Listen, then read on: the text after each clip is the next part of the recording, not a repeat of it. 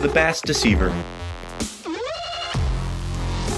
I highly recommend you use Vivus and A-Dot here, as it's a good thread to tackle small amounts of bucktail and still keep the head less bulky.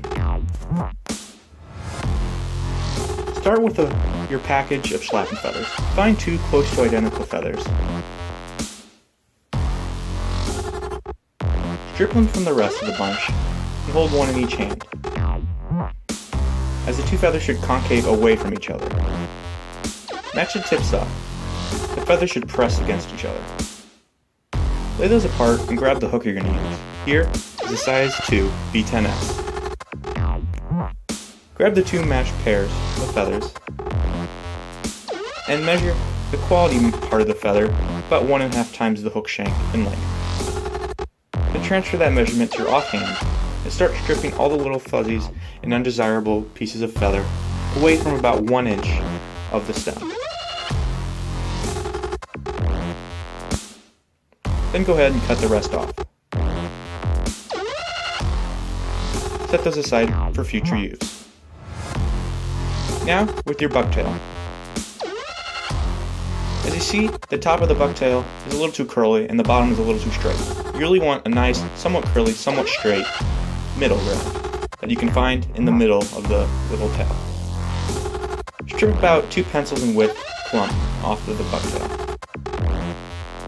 and cut it off.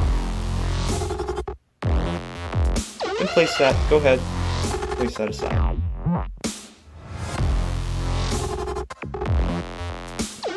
Then, with another color, here in chartreuse. As you can see, it's a little used, but there's still some good fibers left in the middle. Go ahead and cut off a hank about half as much as you did with the white. Go ahead and cut that off close to the hide. Set that aside. And now with the white, separate the big clump into 2 smaller clumps. Each smaller clump should be about the size of the chartreuse clump. Set those aside for future use.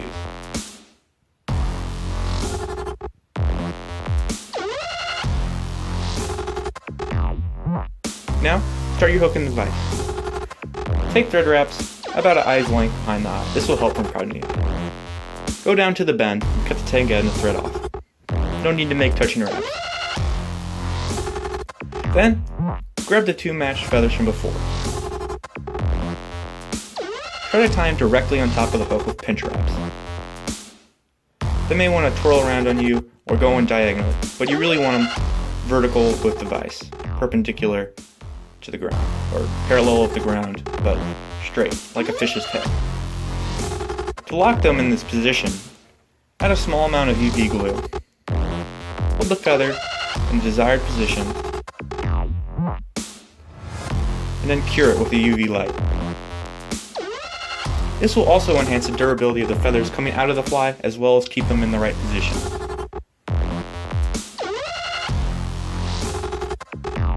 Then go ahead and cut the stems of the feathers off.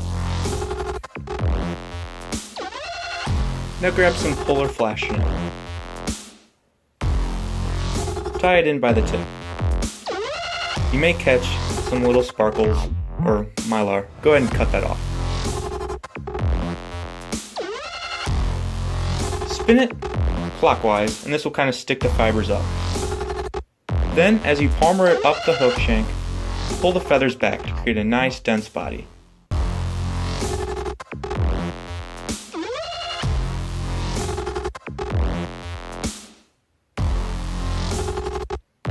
You should be taking touching wraps, almost overlapping each other. You really want to pack that on there, or else it'll kind of look too sparse and it won't uphold the bucktail as much as we're going to reverse tie it right now.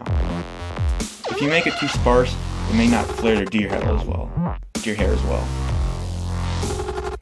Once you reach your thread, go ahead and tie it off and cut the excess off. Take a couple wraps back, leaving about 2 hook eyes in length behind the hook eye. This will create an area to tie in the bucktail. First, take the chartreuse clump. Measure to a length about from the hook eye to the back of the flash. Then, making sure the tips are pointing forward over the eye, transfer that measurement on top of the hook, tie it down, and cut it off. leaving a little bit of a butt of bucktail. This will also help the bucktail flare up when we're pushing it and reverse tying it, or bulleting the head. Then, with the chartreuse, place one of the white clumps directly over the chartreuse clump. Then, invert your hook, and with the last white clump, place it on the bottom, well now the top of the hook, and kind of sandwich the chartreuse in between the two white clumps. Then use the same technique, and cut the bucktail off, leaving a little bit of a bump.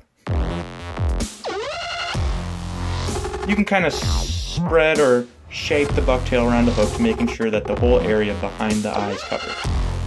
Then first pull back the top part of the bucktail. It's really tricky stuff. You may want to push forward. You may not cooperate. Just keep pushing motions back and get thread over that.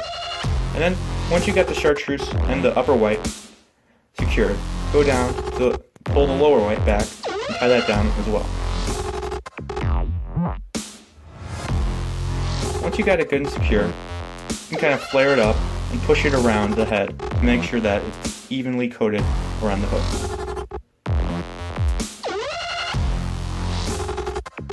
Then, take a piece of crystal flash, fold it in half again, and then fold it over your thread. You may want to separate, but take wraps pushing all the fibers back.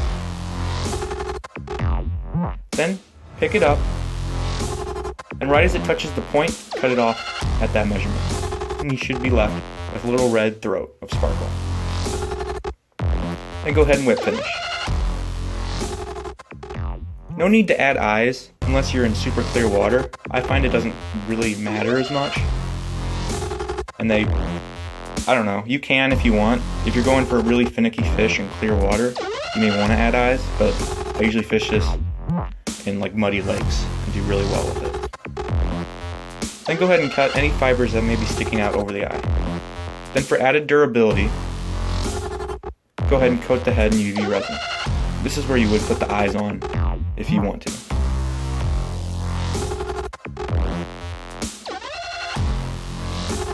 Make sure you get all the UV resin around the head, and then rotate the flying device to retain an even coating while you shoot it with the UV resin or the UV light. And that's the fly.